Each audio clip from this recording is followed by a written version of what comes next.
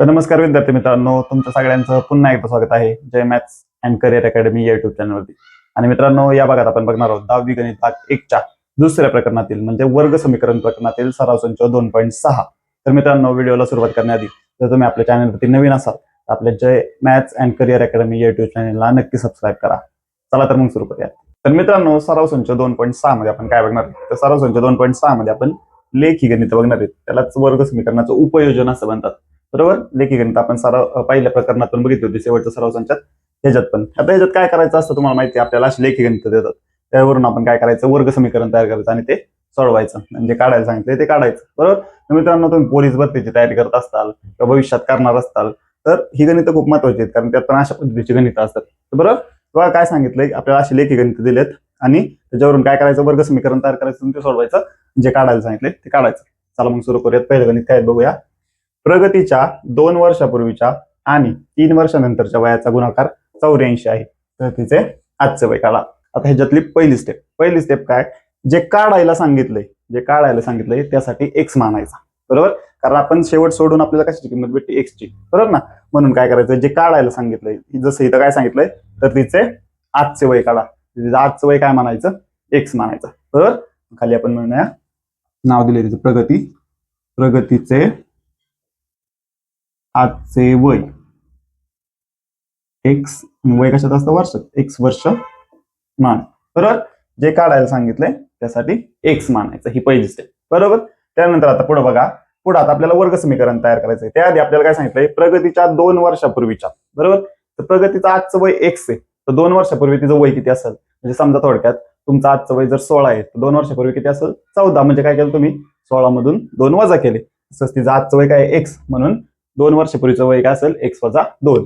म्हणून काय म्हणू आपण, म्हणून प्रगतीचे 2 वर्षापूर्वीचे वय किती होईल, बरोबर, एक्स वजा 2 वर्ष. पण 2 वर्षापूर्वीचं करतोय ना, आजचं आहे त्यातून 2 वजा करायचे. आणि अजून काय सांगितलंय, 3 वर्षानंतरचं. आता आपण 2 वर्षापूर्वीचं काढलं, तर 3 वर्षानंतरचं. समजा जर तुमचं वय आज 16 आहे, 3 वर्षानंतर तुमचं वय किती असेल, 19. म्हणजे आपण काय केलं, 16 अधिक 3. तसं इथं काय करणार आहे, पण आजचं वय एक्स आहे आणि 3 वर्षानंतरचं किती असेल, मग एक्स अधिक 3. बरोबर. म्हणून प्रगतीचे 3 वर्षांनंतरचे वय बरोबर किती, एक्स अधिक 3 वर्ष. बरोबर. हे आपल्याला जेवढं दिलं होतं ते आपण लिहून घेतलं. हे काढायचं होतं त्यासाठी एक्स मानला, आणि हे दिलं होतं दोन गोष्टी, 2 वर्षापूर्वीचं वय आणि 3 वर्षानंतर, हे आपण लिहून घेतलं. आता आपल्याला काय सांगितलंय, की आपल्याला अट काय सांगितलंय, की प्रगतीच्या 2 वर्षापूर्वीच्या आणि 3 वर्षानंतरच्या वयाचा गुणाकार किती सांगितलाय, 84. मग बघा खाली खाली तो आपण दिलेल्या अटीनुसार काय दिलेल्या अटीनुसार, की 2 वर्षापूर्वीच्या आणि 3 वर्षानंतरच्या वयाचा गुणाकार 84 आहे. बरोबर. मग 2 वर्षापूर्वीचं वय काय होतं, एक्स वजा 2, आणि 3 वर्षानंतरचं वय काय होतं, एक्स अधिक 3. त्यांचा गुणाकार कंस असतो, 2 कंस म्हणजे ते गुणाकार किती येतो, 84. असं समजत नसेल तर गुणाकारात चिन्ह दिलं तरी चालेल. त्यांचा गुणाकार किती सांगितलाय, 84. 2 वर्षापूर्वीच्या वयाचा आणि 3 वर्षानंतरच्या वयाचा गुणाकार किती सांगितलाय, 84. आपल्याला आता हे सोडवायचं. त्यासाठी काय करायचं, आता इथे 2 कंस आहेत. बरोबर. आधी यांचा गुणाकार करायचा आहे. ज्यावेळेस असे 2 कंस असतात त्यावेळेस काय करायचं, पहिल्या कंसातल्या प्रत्येक संख्येने त्या दुसऱ्या कंसाला गुणायचं. म्हणजे काय, एक्सने आधी ह्याला गुणायचं, नंतर या वजा 2ने ह्याला गुणायचं. बरोबर. मग बघा, एक्सने एक्स ला गुणल्यावर काय येईल, एक्सचा वर्ग. एक्सने 3 ला गुणल्यावर काय येईल, 3x. वजा 2ने एक्स ला गुणल्यावर किती येईल, वजा 2x. वजा 2ने 3 ला गुणल्यावर किती येईल, वजा 6, आणि वजा अधिकचा गुणाकार वजा 6. बरोबर, 84. बरोबर. आता हे सोडूयात आपण, एक्स वर्ग अधिक, आता बघा 3x वजा 2x म्हणजे किती, 1x. 3 2 गेला 1. बरोबर ना. 1x म्हणजे फक्त x लिहू आपण. बरोबर. वजा 6, या 84 इकडे आणू, ते किती होतील, वजा 84 होतील. बरोबर ना. कारण इकडे अधिक तिकडे आल्यावर वजा 84 झाली, बरोबर 0. मग बघा, एक्स वर्ग अधिक एक्स वजा 84 वजा 6 आणि वजा 84 किती, वजा 90. कारण दोन्हीला वजा चिन्ह आहे त्यावेळेस बेरीज करतो, दोन्हीला चिन्ह सारखे असेल त्यावेळेस बेरीज करतो, आणि चिन्ह असेल ते लिहितो. बरोबर 0. हे आपल्याला वर्ग समीकरण भेटलं. बरोबर. आपल्याला काय दिलं होतं, असं लेखी गणित दिलं होतं, त्यावरून आपण हे मानून वगैरे घेतलं, त्याच्यावर आपण हे समीकरण मिळवलं. बरोबर. समीकरण मिळलंय, त्यानंतर हे समीकरण आपल्याला सोडवायचंय आणि त्यातून एक्सची किंमत काढायची आणि एक्स म्हणजेच काय तर तिचं आजचं वय. बरोबर. आता हे वर्ग समीकरण कसं सोडवायचं तर आपण बघा या आधीच्या सराव संचात आपण कुठली कुठली पद्धत बघितली, अवयव पद्धत बघितली, त्यानंतर पूर्ण वर्ग पद्धत बघितली, त्यानंतर सूत्राची पद्धत बघितली. त्यापैकी कुठल्याही पद्धतीने तुम्हाला जी सोपी पद्धत वाटत असेल त्याने तुम्ही काय करायचं हे वर्ग समीकरण सोडवायचं. कुठल्याही पद्धतीने सोडवलं तर ह्याचं उत्तर सेमच येणार आहे. म्हणून तुम्ही काय करायचं तुम्हाला जे आवडेल तुम्हाला सोपी वाटेल त्या पद्धतीने सोडवायचं. तर आपण काय करू अवयव पद्धतीने सोडवायचं. मोस्टली काय करतात अवयव पद्धतीने सोडवतात. आपण पण अवयव पद्धतीने. तर अवयव पद्धत आठवा काय काय होतं त्याच्यात. अवयव पद्धतीत काय असायचं की गुणाकार किती आला पाहिजे ह्या शेवटच्या जर इथं एक असेल बरोबर इथं एक असेल तर शेवटची स्थिर पद आहे एवढा गुणाकार आला पाहिजे आणि मधला जो सहगुणक आहे त्याच्या एवढा म्हणजे मध्ये किती येतं एक आहे. ह्याची मध्ये जेवढी संख्या आहे तेवढी बेरीज आली पाहिजे म्हणजे एक सोबत काहीच नाही म्हणजे काय एक आहे तेवढी काय आली पाहिजे बेरीज आणि गुणाकार किती आला पाहिजे 90. अशा कुठलं इथं जर समजा एक सोडून दुसरं काय असतं तर आपण काय केलं असतं ह्या दोघांचा गुणाकार केला असता तेवढा गुणाकार आला पाहिजे इथं जे मधलं पद तेवढी बेरीज आली पाहिजे. अशा दोन संख्यात त्याचा अवयव काढायचं म्हणजे काय थोडक्यात बघा इथं गुणाकार किती आला पाहिजे -90. बरं गुणाकार आला पाहिजे एवढा बेरीज किती आली पाहिजे 1. म्हणजे काय करायचं ह्या जे अशा अवयव पाळायचे की त्यांची बेरीज 1 आली पाहिजे गुणाकार -90 आला पाहिजे. कुठल्या अशा दोन संख्या आहेत तुम्हाला जर अवयव पद्धत इथं जर तुम्हाला कन्फ्युजन वाटत असेल तर ह्याचं म्हणजे ह्या सराव संचाचा आपला सेपरेट व्हिडिओ तो तुम्ही एकदा बघा तुमचं तिथं कन्फ्युजन दूर होईल कारण तिथं आपण बरेच एक्झाम्पल सोडवले. बघा अशा कोणत्या दोन संख्या आहेत की ज्यांचा गुणाकार -90 येईल आणि त्यांची बेरीज किती 1 येईल. बघा आधी या 90चे जेवढे अवयव पडतात तेवढे पाडायचे म्हणजे काय तर बघा 90 आणि 1 90 1 90 बरोबर. अजून किती पडेल 45 गुणिले 2 90 होता बरोबर. त्यानंतर 30 गुणिले 3 90 होता बरोबर. त्यानंतर अजून काय होतं 15 गुणिले 6 90 होतं 15 6 90 होतं बरोबर. त्यानंतर अजून काय होतं 10 गुणिले 9 पण 90 होतं बरोबर. अजून काय भाग पडतो का तर नाही पडत बरोबर. आता बघा ह्यातल्या कुठल्या दोन संख्या घेतल्या तर बेरीज 1 येईल आणि गुणाकार वजा 90. तर बघा त्या बाकीच्या घेऊन चालणार नाही. शेवटची संख्या बघा 10 गुणिले 9 केलं तर ह्याला चिन्ह आपण देऊयात 10 गुणिले 9 केलं तर 90 येईल 10तून जर 9 गेलं तर 1 येईल. बघा ह्याला चिन्ह देताना काय करू आपण तर बेरीज 1 आली पाहिजे ना धन 1 म्हणून इथं असं करू. बघा वजा 9 घेऊ 10 आणि वजा 9 म्हणजे काय 10 गुणिले वजा 9 वजा 90 आणि 10तून 9 गेले 1 जे हे दोन आपले अवयव झाले. बघा इथे लिहितो एक्स वर्ग. तुम्हाला जर डायरेक्ट अवयव समजत असेल तर हे लिहायची काही गरज नाही. डायरेक्ट 10 तुम्हाला समजत असेल तर डायरेक्ट लिहायचं हे लिहायची गरजच नाहीये. हे तुम्ही वेगळं कॅल्क्युलेशन करायचं फक्त कुठले अवयव घ्यायचे ते आपण काय घेतले एक्स वर्ग अधिक 10 एक्स वजा 9 एक्स वजा 90 बरोबर 0 बरोबर ना. मधलं जे पद्धतीच्या जागेवर आपण हे लिहितो जे अवयव झाले 10 इथला एक्स 9 इथला एक्स बरोबर. मग बघा एवढं झालं. आता कुठले अवयव लागत होते ते झाले. त्यानंतर काय करायचं 2-2चे ग्रुप करायचे. अवयव पद्धत तुम्हाला आठवत असेल आपल्या चॅनलवरती बघितलं असेल. काय करायचं 2-2चे ग्रुप करायचे आणि त्यातून कॉमन काढायचं म्हणजे ह्यातून कॉमन जे निघतंय ते काढायचं आणि ह्यातून जे कॉमन निघतंय ते ह्यातून काय कॉमन दिसतंय तुम्हाला इथं एक्स दिसतोय इथं पण एक्स दिसतोय बरोबर ना. तो कॉमन काढा. अजून काय कॉमन दिसतंय का दुसरं तर नाही दिसत. इथं एक्स काढलाय इथं 2 एक्स एक्स वर्ग म्हणजे काय असतं 2 एक्स इथला एक बाहेर काढला एक राहिला अधिक इथला एक्स बाहेर काढला इथं राहिलं काय फक्त 10 बरोबर. त्यानंतर ह्यात काय कॉमन दिसतंय इथे एक्स आहे पण इथे एक्स आहे का नाही म्हणजे एक्स कॉमन नाही काढू शकत. इथं 9 आहेत आणि 9 ह्याला पण बघ जातो 9 1 9 10 90 म्हणून 9 आपण कॉमन काढू शकतो.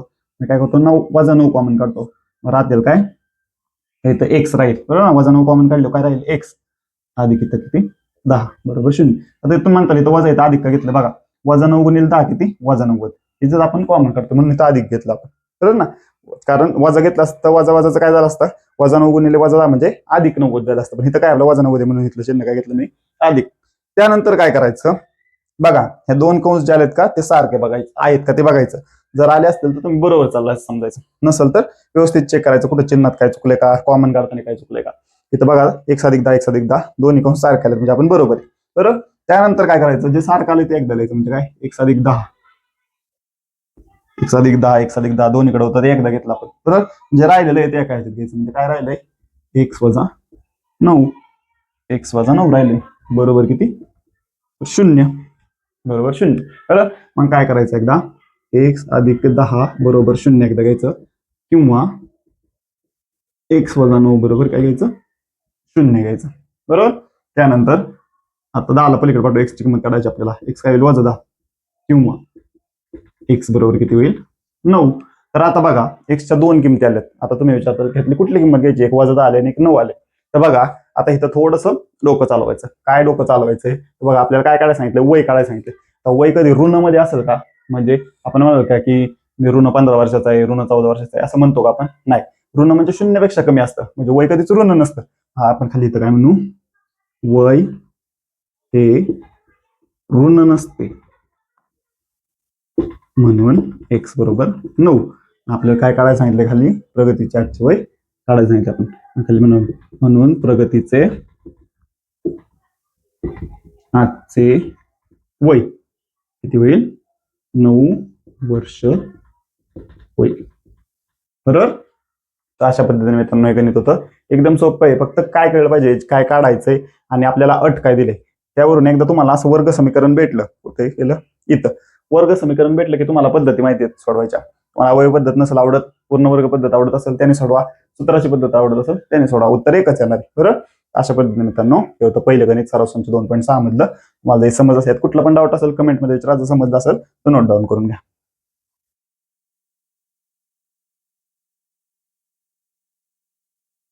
तर मित्रांनो जर तुम्हाला पहिला प्रश्न समजला असेल तर आता आपण दुसरा प्रश्न बघूयात. काय सांगितलंय, दोन क्रमागत समनैसर्गिक संख्यांच्या वर्गांची बेरीज 244 आहे, तर त्या संख्या शोधा. बघा काय सांगितलंय, दोन क्रमागत समनैसर्गिक संख्यांच्या वर्गांची बेरीज. बरोबर. बघा एक एक शब्द बघूयात. दोन क्रमागत, क्रमागत म्हणजे काय, क्रमाने येणाऱ्या समनैसर्गिक संख्या. सगळ्यात आधी आपण नैसर्गिक संख्या काय असतात, नैसर्गिक संख्या असतात ज्याची सुरुवात 1 पासून होते, 1 2 3 4 पासून अनंतपर्यंत. बरोबर. ह्या संख्या असतात नैसर्गिक संख्या की ज्यांची सुरुवात 1 पासून होते आणि शेवट अनंतपर्यंत होतं. बरोबर. पण त्या कुठल्या दोन त्या सांगितल्यात का आपल्याला, फक्त सांगितलं की दोन क्रमागत समनैसर्गिक संख्यांची. आता बघा दोन क्रमागत तर समजलं, क्रमागत म्हणजे क्रमाने येणाऱ्या, आणि नैसर्गिक संख्या कुठल्या असतात, त्या असतात. आता समसंख्या कुठल्या, बघा समसंख्या अशा असतात 2 4 6 8, ह्या समसंख्या असतात. बरोबर ना, सम आणि विषम तुम्हाला माहिती असेल, ह्या समसंख्या असतात. तर बघा आता आपल्याला काय सगळ्यावरून काय सांगितलंय, आधी आपल्याला पहिली स्टेप सेम करायची की जे काढायला सांगितलंय ते आपण एक्स मानायचं. बरोबर. त्या संख्या शोधायच्या. बरोबर.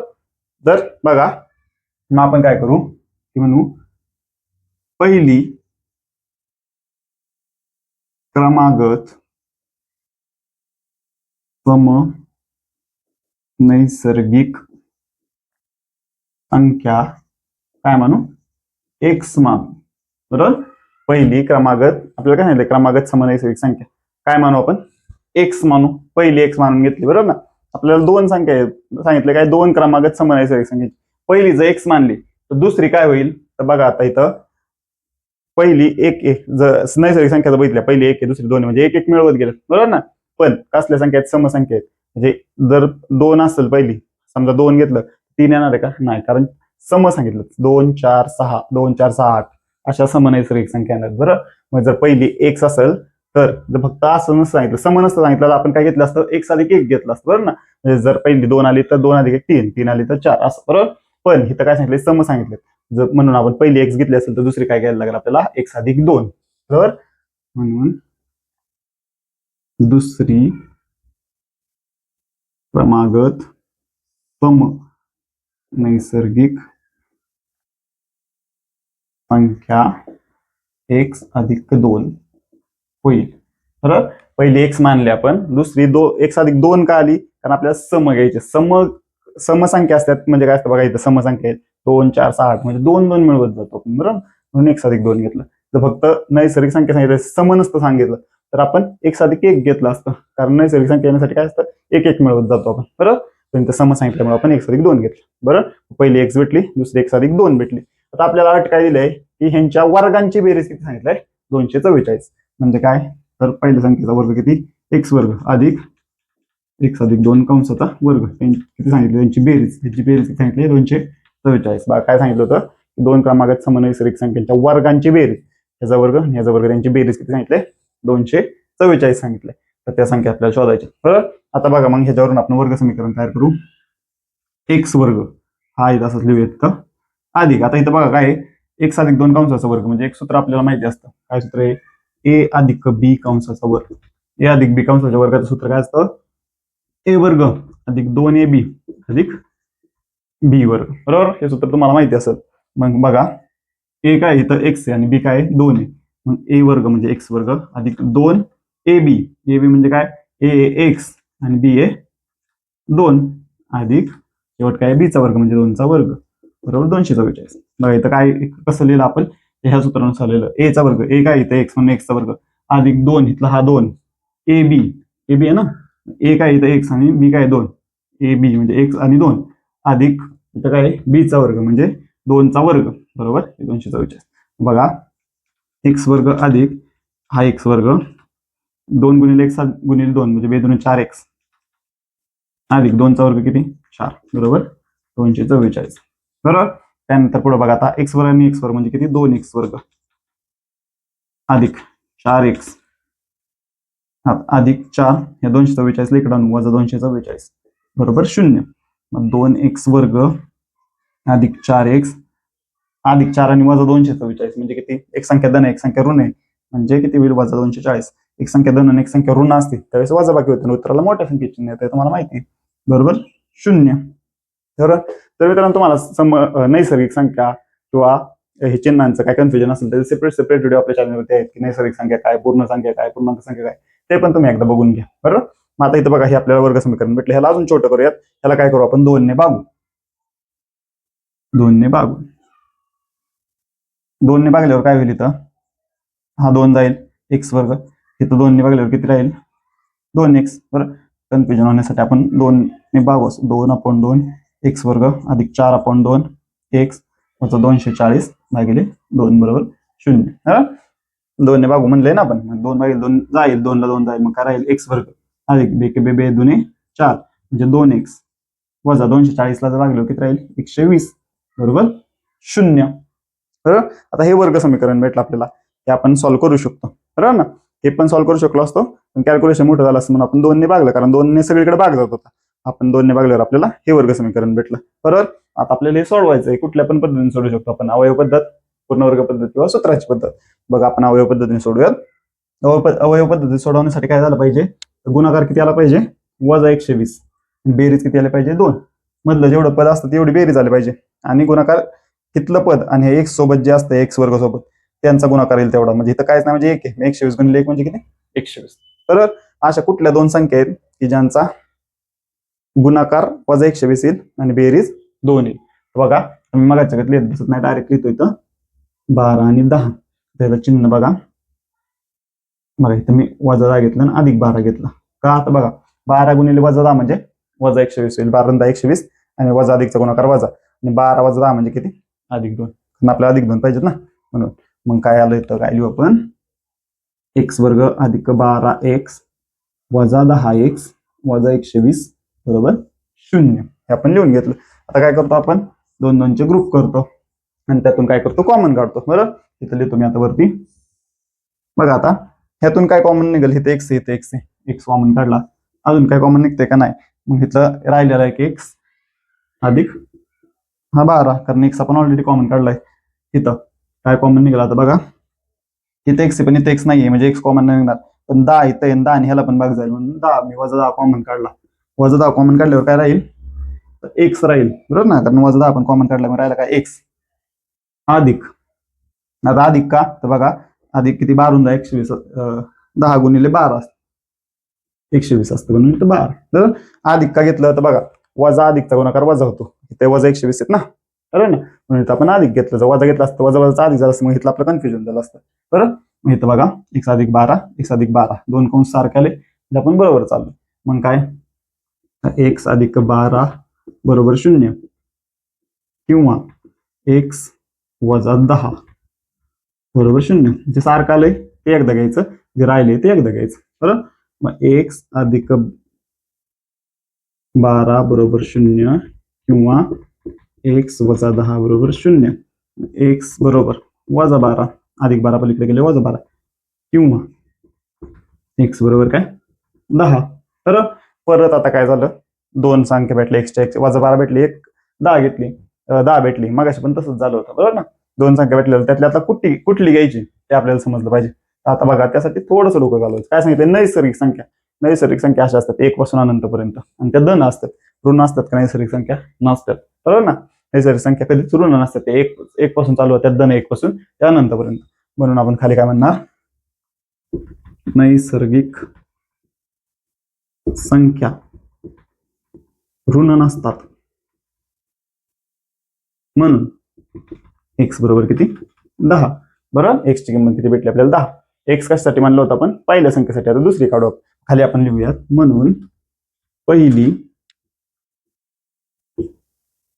क्रमागत सम नैसर्गिक संख्या 10 होईल, दुसरी क्रमागत सम नैसर्गिक संख्या x अधिक 2. x किती आहे आपला, 10. 10 अधिक 2 बरोबर 12 होईल. बरोबर, पहिली x मानली होती म्हणून ते 10 झाली, दुसरी x अधिक 2 म्हणजे 10 अधिक 2 12. बरोबर. तर मित्रांनो, अशा पद्धतीने दुसरं गणित होतं. तुम्हाला जर कुठल्या स्टेपला काय कन्फ्युजन असेल तर तुम्ही कमेंटमध्ये विचारा. जे समजलं असेल तर ह्याचा स्क्रीनशॉट काढून घ्या आणि हे नोट डाऊन करून घ्या. तर मित्रांनो, जर तुम्हाला दुसरं गणित समजलं असेल तर आता आपण तिसरं गणित बघूयात. काय सांगितलं बघा, श्री मधुसूदन यांच्या संत्रा बागेत आडव्या रांगेतील झाडांची संख्या, संत्रा बागेत यांची मधुसूदन यांची, त्यांच्या आडव्या रांगेतील झाडांची संख्या ही उभ्या रांगेतील झाडांच्या संख्येपेक्षा 5 ने अधिक आहे. बरोबर. जर संत्रा बागेत एकूण 150 झाडे असतील तर आडव्या आणि उभ्या रांगेतील झाडांची संख्या किती, जे एक बाग आहे संत्र्याची, त्यात आडव्या आणि उभ्या रांगा आहेत. बरोबर. तर एकूण झाड आहेत 150, तर आपल्याला काय करायचंय, आडव्या रांगेत किती झाड आहेत आणि उभ्या रांगेत किती झाड आहेत ते काढायचंय. बरोबर. म्हणजे असे एक बाग असेल, आडव्या रांगेत झाड असतील, उभ्या रांगेत झाड असतील. बरोबर ना, असे एकूण आहेत 150, एकूण 150 आहेत. बरोबर. आपल्याला काढायचं की आडव्या रांगेत किती आहेत, उभ्या रांगेत किती आहेत. बरोबर ना. आता आणि काय सांगितले, खालील प्रवाह आकृती, आपल्याला त्यांनी एक प्रवाह आकृती सांगितले, कशा पद्धतीने आपण सोडवायचं इथे. तर पहिले प्रवाह आकृती तुम्ही बघू शकता तुमच्या पुस्तकात, तुम्ही 52 पान नंबरवरती बघू शकता की काय सांगितलंय. पहिल्या, समजा उभ्या रांगेतील झाडे एक्स असं त्यांनी सांगितलं. बरोबर ना. जर तुम्ही बघितलं तर सांगितलं की समजा उभ्या रांगेतील झाडे एक्स. आपण खाली लिहूयात, समजा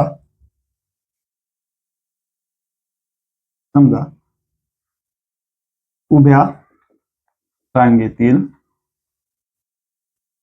झाडांची संख्या एक्स म्हणून त्यांनी सांगितलं आपल्याला की उभ्या रांगेतील झाडांची संख्या एक्स. बरोबर ना. त्यानंतर पुढे काय सांगितलं प्रवाह आकृतीत, आडव्या रांगेतील झाडे किती असतील. मग बघा काय सांगितलं इथं, बघा का आता आपण गणितावर येऊया की श्री मधुसूदन यांच्या संत्रा बागेत आडव्या रांगेतील झाडांची संख्या उभ्या रांगेतील झाडांच्या संख्येपेक्षा 5 ने अधिक आहे.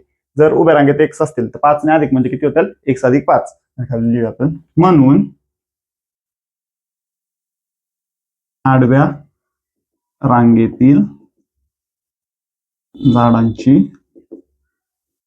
संख्या बरोबर उभ्या रांगेत जर एक्स आहेत आणि एक्स पेक्षा 5 ने जास्त आहेत आडव्या रांगेत, मग एक्स अधिक 5 होईल. बरोबर.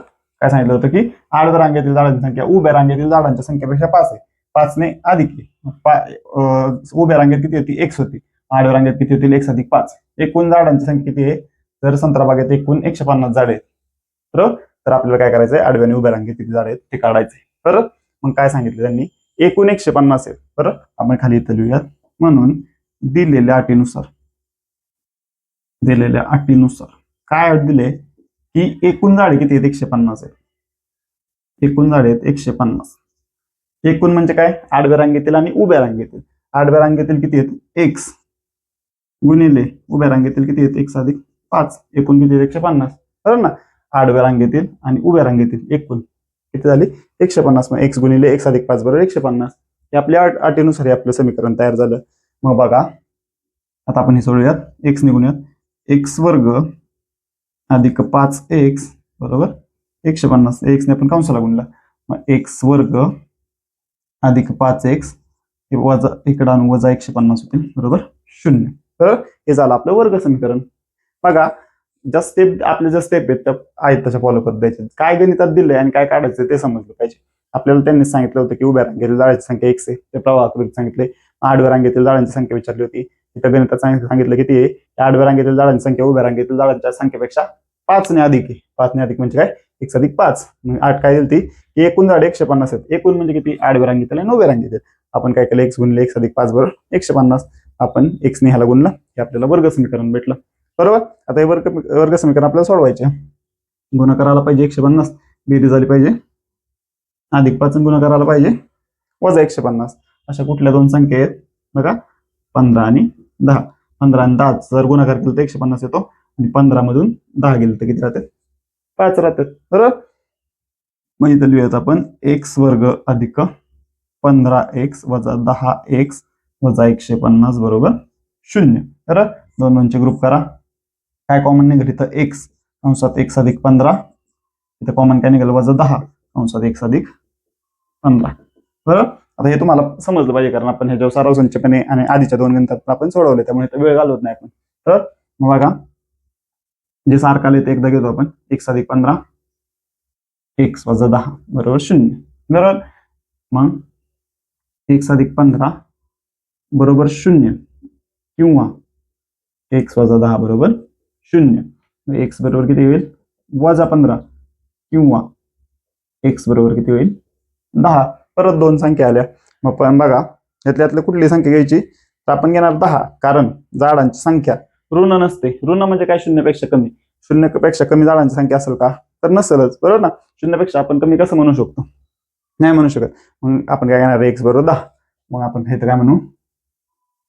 झाडांची संख्या ऋण नसते म्हणून x बरोबर किती आलं? 10. तर आपण खाली काय म्हणू? म्हणून उभ्या रांगेतील झाडांची संख्या बरोबर x बरोबर किती? 10. म्हणून आडव्या रांगेतील झाडांची संख्या किती? x अधिक 5 बरोबर 10 अधिक 5 बरोबर 15. अशा पद्धतीने मित्रांनो बघा गणित देताना खूप मोठं दिलंय कारण कॅल्क्युलेशन आपलं आहे तसंच आहे. फक्त काय समजलं पाहिजे की काय काढायचं ते समजलं पाहिजे आणि दिलेल्या अटीनुसार वर्ग समीकरण कसं तयार करायचं ते समजलं पाहिजे. ते तुम्ही जेवढी प्रॅक्टिस करताल जेवढी एक्झाम्पल सोडवतात तुम्हाला सोडवायला जमत. नंतर ज्यावेळेस वर्ग समीकरण भेटतं त्यानंतर तुम्ही अवयव पद्धत, पूर्ण वर्ग पद्धत, सूत्राची पद्धत कशाने पण सोडवा आणि तुम्हाला हे आन्सर भेटून जाईल. हे समजलं असेल तर याचा स्क्रीनशॉट काढून घ्या.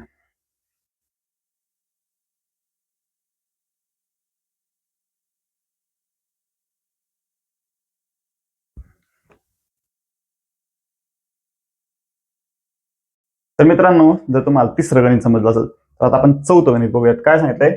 विवेक हा किशोरपेक्षा 5 वर्षांनी मोठा असून त्यांच्या वयाच्या गुणाकार व्यस्ताची बेरीज 1/6 आहे. तर त्यांची आजची वय काढा. विवेकचा आणि किशोरचा आजचं वय काढायचं आपल्याला. बरोबर. आता बघा एक्स कशासाठी मानायचं? जे काढतोय एक्स मानायचं पण आपल्या दोघांची वय आहेत. एक्स नक्की कशासाठी मानायचं? विवेकसाठी का किशोरसाठी? तर बघा गणितात काय सांगितलंय? विवेक हा किशोरपेक्षा 5 वर्षांनी मोठा आहे म्हणजे विवेक मोठा आहे. बरोबर ना. मग किशोरचं वय आपण काय मानू? एक्स मानू. पण खाली म्हणूया म्हणून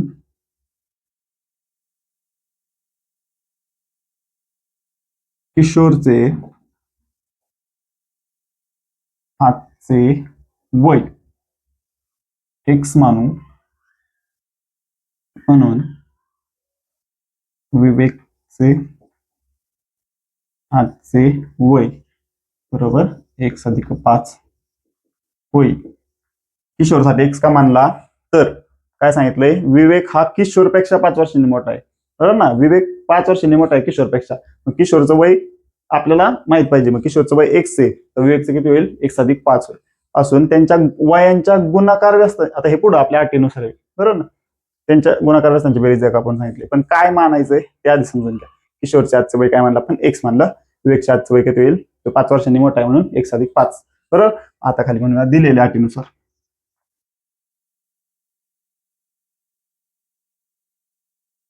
दिलेल्या अटीनुसार काय अट दिली आहे? त्यांच्या वयांच्या गुणाकार व्यस्ताची बेरीज. आता गुणाकार व्यस्त म्हणजे काय? बघा गुणाकार व्यस्त म्हणजे काय? तर बघा 2चा गुणाकार व्यस्त काय होतो? तर 1/2 होतो. म्हणजे उलट करायचं समजा किंवा 4/5चा गुणाकार व्यस्त काय होतो? 5/4. म्हणजे 2 दिला असेल त्याचा गुणाकार व्यस्त सांगितला. 2च्या खाली काहीच नसतो म्हणजे काय असतो? 1 असतो. बरोबर ना. छेद काहीच नाही म्हणजे 1 असतो. गुणाकार व्यस्त म्हणजे उलट करायचं, म्हणजे 1 पाऊंड. तर 4/5चा गुणाकार व्यस्त 5/4. तसंच इथं आपल्याला सांगितलंय की यांच्या गुणाकार व्यस्तांची, वयांच्या गुणाकार व्यस्तांची, त्याचं वय काय आहे, किशोरचं आजचं वय काय आहे x, त्याचा गुणाकार व्यस्त काय होईल 1/x.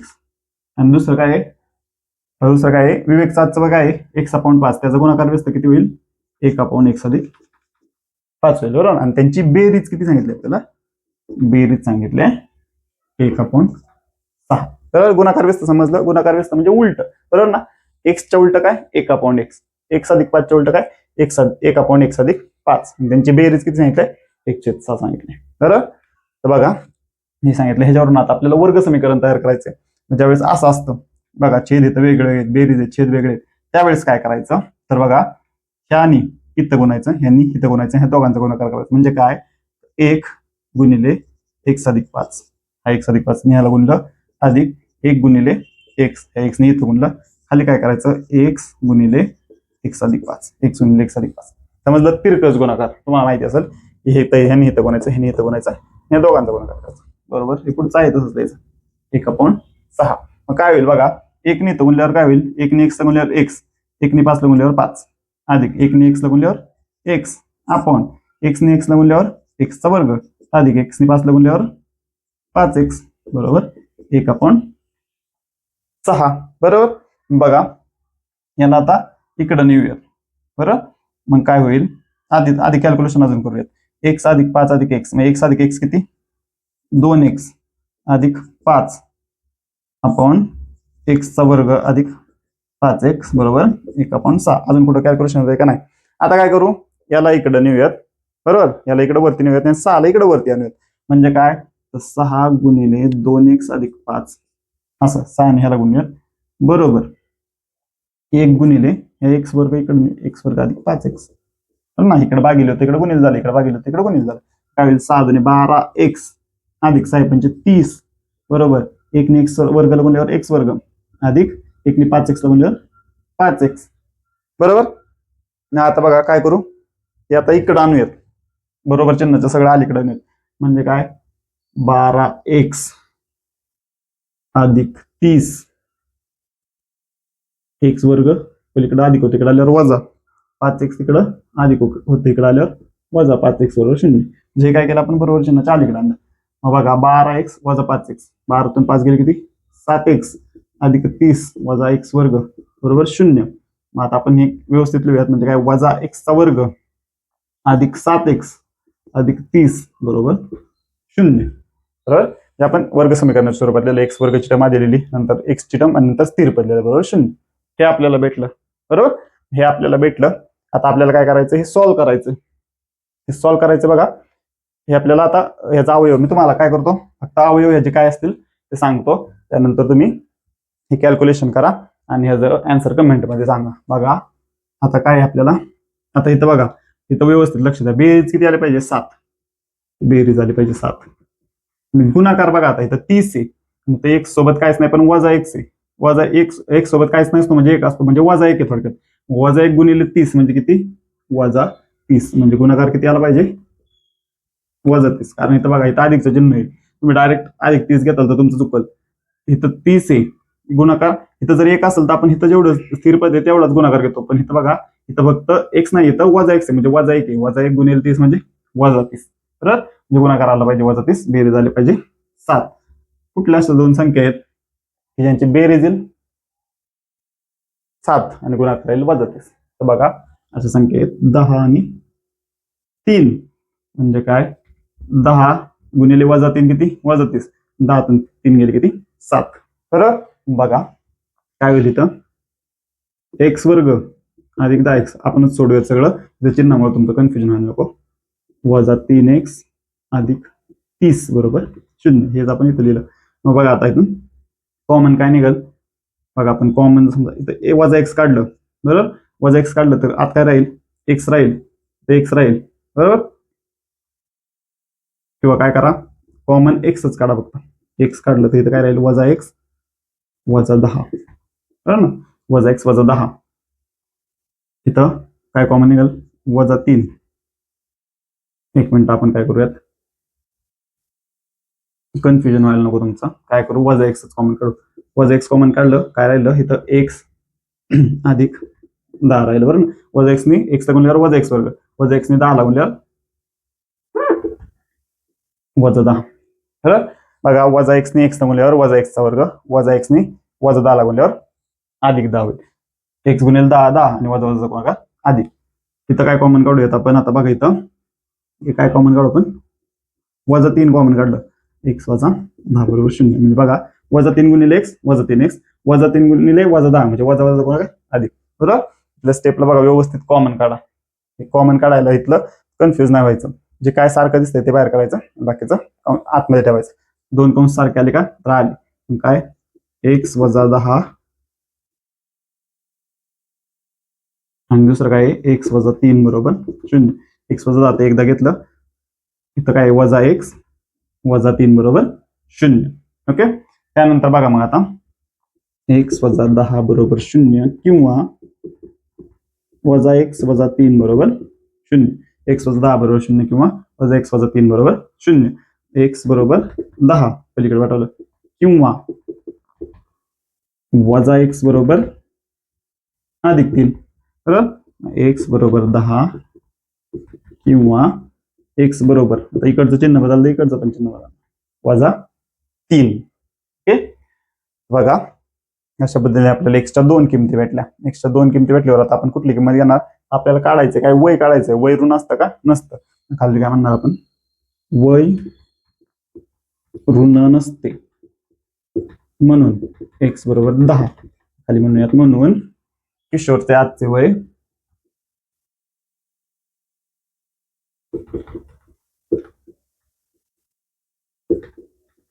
बरोबर एक्स बरोबर 10 वर्ष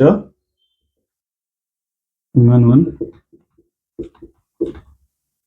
विवेकचे आजचे वय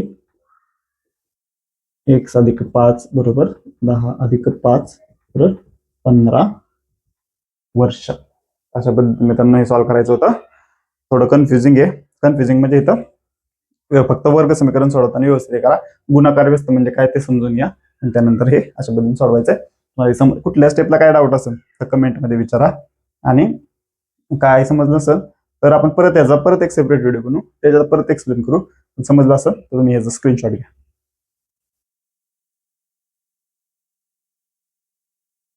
तर मित्रांनो, अशा पद्धतीने आपण या भागात सराव संच 2.6 ची पहिली 4 गणितं बघितली. राहिलेली गणित आपण पुढच्या भागात बघणार आहोत. जर तुम्हाला आपले व्हिडिओ समजत असेल, आपल्याला शिकवलेलं समजत असेल आणि आवडत असेल तर आपल्या व्हिडिओला लाईक करा आणि आपल्या Jai maths and career academy YouTube चॅनलला नक्की सबस्क्राईब करा. धन्यवाद.